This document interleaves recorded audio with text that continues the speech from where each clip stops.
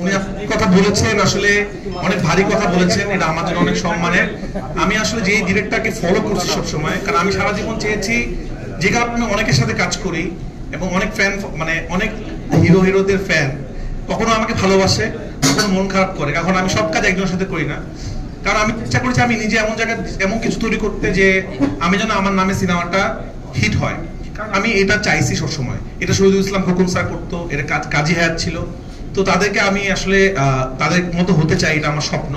শহীদুল ইসলাম আমি হতে পারবো না, এত বড় হতে পারবো না, কিন্তু আমি চেষ্টা করবো না কাছাকাছি কিন্তু হতে। রুবেল ভাই যে কথা বলেছিল এটা আমার অনেক অনার, কারণ ছোটবেলা আমি যাদের সিনেমা দেখেছি, ভাইয়া সিনেমা একটা, এবং অ্যাকশন যে বাংলাদেশে প্রথম যিনি অ্যাকশন বাংলাদেশে নিয়ে আসেন সে উনি রুবেল ভাই। ওনার মুখ থেকে রায়হান রাফি নামটা এটা শুনতে পেরে আমার ভালো লাগে। তো উনি যে কথা বলেছেন সেই কথাটা সেরকম তো হতে পারবো না, কিন্তু আমি চেষ্টা করছি রুবেল ভাই ভালো ভালো সিনেমা বানানোর জন্য, এবং আমি ব্রেক দিচ্ছি না, আমি কাজের মধ্যে থাকি, কখনো ওয়েব সিরিজ, কখনো ওয়েব ফিল্ম, কখনো সিনেমা। আমি চেষ্টা করে যাচ্ছি নিজের নামটাকে ব্র্যান্ড করার জন্য আর কি। Thank you. এই যে নামগুলো আপনি বলেন, আপনার এর পিছনে চিন্তাটা কি? একটা ইয়া এটাও কিন্তু একটা মাফিয়া টাইপের। আমি ভাবনা ওরকম নাম ভাবে ছবি করি না আমি, আসলে আমার যেটা এনজয় করি আমি আসলে, আমি ওই যে একটা ইন্টারভিউতে বলছিলাম যে আমি অনেক ভালো লিখতে পারি না, মানে ফেসবুকে লেখা যেটা বলেন, অথবা আমি পলিটিশিয়ান না, অনেক ভালো বক্তব্য দিতে পারি না, আমি সিনেমা বানাতে পারি। তো আমার যুদ্ধটা হলো সিনেমা দিয়ে যুদ্ধ বা ওয়েব সিরিজের যুদ্ধ। আমি যে কথাটা বলতে চাই, আমি একটা সিনেমা বানিয়েছি যেটা অলরেডি ব্যান হয়ে গেছে, অমীমাংসিত, সামনে হয়তো আসবে, আপনারা দেখতে পারবেন সেটা বাংলাদেশ। ওটা আমার একটা প্রতিবাদ স্বরূপ সিনেমা ছিল, যে আমি সিনেমা বানাতে পারি, আমার সিনেমার মাধ্যমে আমি আমার মনের কথাটা তুলে নিয়ে আসি আসলে।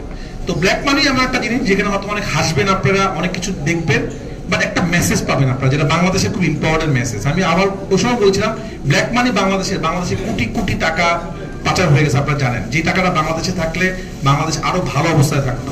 তো এই যে ব্ল্যাক মানি যেভাবে করে হয়েছে, যে টাকাটা আসলে আমাদের ছিল, আমাদের দেশে অনেক ক্ষতি হয়ে গেছে। তো আমার কাছে বলছে এইরকম একটা জিনিস নিয়ে আমরা আসলে বানাতে পারছি না। আমার নামটা মুশফিক ভাই দিচ্ছে, এই গল্পটার নাম আসলে ব্ল্যাক মানি হতে পারে, বাট আমি গল্প নাম মাথায় রেখে সিনেমা বানাই না, আমি সাবজেক্ট চিন্তা করি যে এই সাবজেক্ট আমি একটা কাজ করবো, আমার আসলে এই কাজটা করতে ইচ্ছা করছে। আর আমি একটা কিছু একটু মানে ক্লিয়ার করি, আমি তো কখনো এরকম চিন্তা করে কাজ লিখি না গল্প যে এটা একটা হিট প্রোডাক্ট হবে, মানে আমার মাথায় একটা আইডিয়া আসে, সামহাও আমি তো লাকি, হয়তো একদিন আমার সিনেমা আর হিট হবে না, হতে পারে। এখন আমার লাক ভালো যাচ্ছে, আমার ওয়ার্ক করছে। কেউ কোনো ডিরেক্টর পৃথিবীর এরকম গল্প লিখতে পারে না যে এটা হিট গল্প বা এটা হিট গান। আমার লাক ভালো যাচ্ছে, আপনারা হয়তো দোয়া করছেন, আমি পরিশ্রম করছি, আমি অনেক পরিশ্রমী, এই জন্য হয়তো দর্শক আমাকে কাজগুলো পছন্দ করছে। বাট আমার কাছে মনে হচ্ছে প্রথম ওয়েব সিরিজটা আমি এমন ভাবে বানাবো যেটা মানুষ দেখলে ভাইয়ের মতো চমকে যাবে এবং ওয়ার্ক করবে। তো একটা কথা বলতে পারি, ব্ল্যাক মানি কাজ শুরু করলে আপনারা শেষ করতেই হবে আপনাদেরকে, এবং আপনারা আমি চ্যালেঞ্জ দিয়ে বলতে পারবো শুরুতে আপনারা সিরিজটা দেখবেন, এন্ডিংয়ে যে আপনারা চেঞ্জ হবে, এই চ্যালেঞ্জ আমি দিতে পারি আপনার সাথে। Thank you.